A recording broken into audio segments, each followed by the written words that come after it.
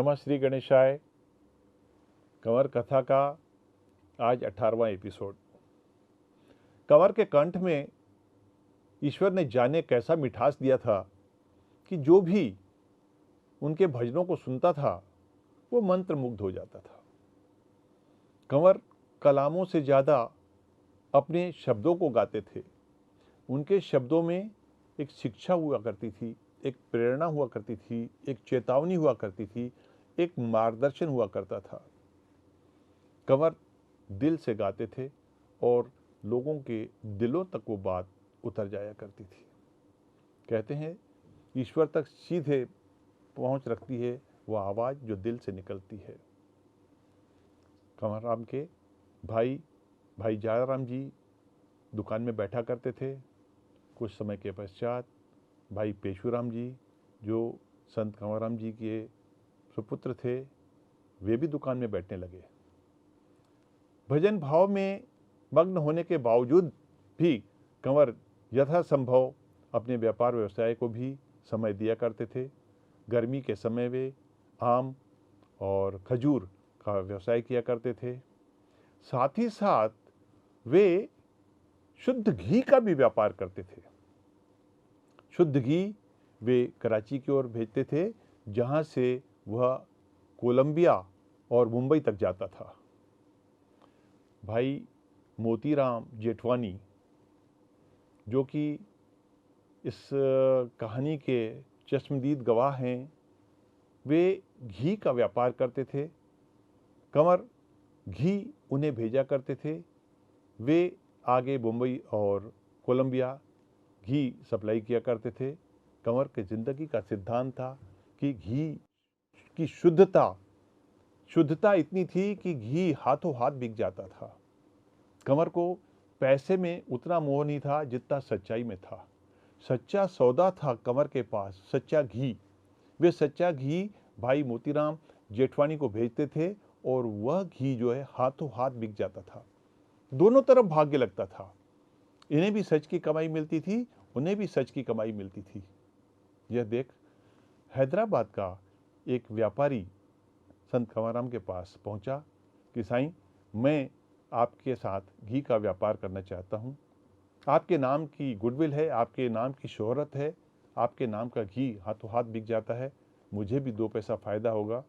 संत कंवरराम ने अंतर मन से निहारा और उनका जो तीसरा नेत्र था, जो सच की निगाहें थी, उन्होंने देखा कि यह आदमी मेरे घी में मिलावट कर ज़्यादा पैसा कमाना चाहता है। उन्होंने सीधे शब्दों में कहा, भाई मैं तुम्हें अपना घी नहीं बेचूंगा, मुझे सच की कमाई चाहिए। तुम तो पैसा कमा लोगे, ये मैल, ये गंदगी मेरे पास आएगी। जो बुरे कर्मों की कमाई होगी, काली कमाई होगी, वो मेरे नाम चढ़ जाएगी। कंवर को ऐसा कोई कार्य नहीं करना जिससे कंवर का ईश्वर, कंवर का प्रभु नाराज हो। उन्होंने सीधा उन्हें घी के लिए मना कर दिया। कुछ समय के पश्चात भाई मोतीराम को रड़की आना था किसी काजवश, साथ ही साथ घी के व्यापार की भी बातें करनी थी संत कंवरराम जी के साथ। इसी बीच वहाँ दूसरा कोई हैदराबाद का व्यापारी पहुँचा और उन्होंने इच्छा जाहिर की कि संत कंवरराम उनके साथ घी का सौदा करें। भाई मोतीराम जी को उन्होंने यह ऑफर दिया कि आप मेरे साथ घी का व्यापार करें। भाई मोतीराम भी उनके साथ घी का व्यापार नहीं करना चाहते थे।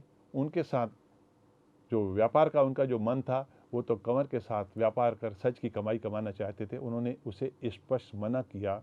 जब यह बात उन्होंने संत कंवरराम को बताई कि फलाना व्यक्ति मुझे घी का व्यापार करने का ऑफर दे रहा था, तो मैंने स्पष्ट मना कर दिया और ऐसा उन्हें मैंने मतलब जो है सीधे शब्दों में जवाब दिया।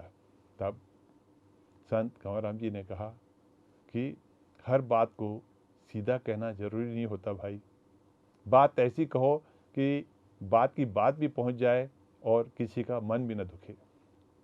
उन्होंने अपनी ज़िंदगी का एक उदाहरण सुनाया कि हम किसी ज़माने में आम बेचा करते थे। किसी सज्जन ने हमसे पूछा, कंवर आम कितने में लाते हो और कितने में बेचते हो? तब हम 100 आम का 1 रुपया लिया करते थे, 1 पैसे का 1 आम बेचा करते थे। जब हमसे उन्होंने पूछा कि कितने में लाते हो, तो हमने कहा रुपए के 100 28 ऊपर से मिलते हैं। क्रुद्ध हो गया वह आदमी कि भगत कहलाते हो, संत कहलाते हो, इतनी कमाई करते हो। इस बात को सुनकर हमारा मन थोड़ा व्यथित हुआ। मैं अपने मित्र के साथ उनके पिताजी के पास गया और उन्हें ये बात बतलाई। उन्होंने कहा, देखो बेटा, बात कहने का भी एक अंदाज होता है, तुम्हें ऐसा सीधा जवाब नहीं देना चाहिए था। जवाब ऐसा देते कि जो सच भी होता और किसी को बुरा भी नहीं लगता। तुम कह सकते थे कि जैसा मौसम होता है उस मौसम के हिसाब से हम आम खरीदते हैं और उनमें से कुछ आम खट्टे निकलते हैं, कुछ गल जाते हैं, कुछ बच जाते हैं। इन सब चीज़ों को देखते हुए उस समय एक कम से कम जो मुनाफा हमें ईमान का मुनाफा चाहिए वह जोड़कर हम वो आम बेच दिया करते हैं। तब तुम्हारी ये बात जो है वो सच्ची कहलाती और किसी को इससे कुछ रुष्ट भी कोई ना होता, न कोई इसके ऊपर कोई किसी प्रकार का व्यंग कर पाता। तो संत कंवरराम जी के जीवन का यह उद्देश्य था कि कभी भी झूठ मत बोलो। झूठ की कमाई काली कमाई होती है। झूठ का दर्शन झूठा होता है। आदमी को सदैव सच बोलना चाहिए और ऐसा सच बोलना चाहिए कि किसी का दिल भी न दुखे। इस बात से भाई मोतीराम बहुत प्रभावित हुए और इस सिद्धांत को उन्होंने भी अपने जीवन में अपनाया। संत कंवरराम जी सच की कमाई करते थे। जिंदगी में उन्हें अधिक कमाई से कोई मोह नहीं था। वे कालाबाजारी, भ्रष्टाचारी, मिलावट, हर चीज से उन्हें कोसों दूर पाया जाता था। परंतु आज का समाज क्या कर रहा है? आज का समाज अगर कंवर के जीवन के सिद्धांतों को ग्रहण करे तो न शायद भुखमरी होगी, न कालाबाजारी होगी, न किसी प्रकार के अपराध के इस तरह के काम होंगे। हजारों मंदिरों में आज लाखों करोड़ों रुपए भरे पड़े हैं। अगर संत कंवरराम के जीवन चरित्र को अपनाया जाता तो कंवर तो उसी समय आया हुआ झोली में धन तुरंत गरीबों में बांट दिया करते थे। गरीबों का तो पेट भर जाता था, परंतु एक खुशहाली का भाव होता था। कंवर की सभा में हजारों के हजारों लोग जुड़ते थे, सबका भला हो जाता था।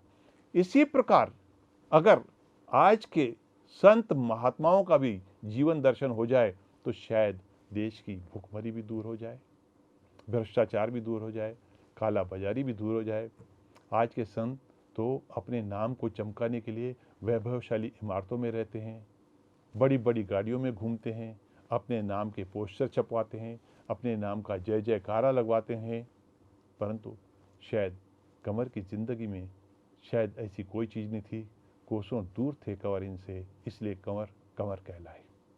तो संत महात्माओं के, महापुरुषों के जिंदगी लिखने का, उनके जीवन चरित्र लिखने का मकसद ही यही होता है कि हम उनसे कोई प्रेरणा लें, ऐसा कोई काम कर जाए जिंदगी में कि हमारे जाने के बाद भी हमारा नाम लें लोग और हमारे जीवन चरित्र को बता के किसी को प्रेरणा दें।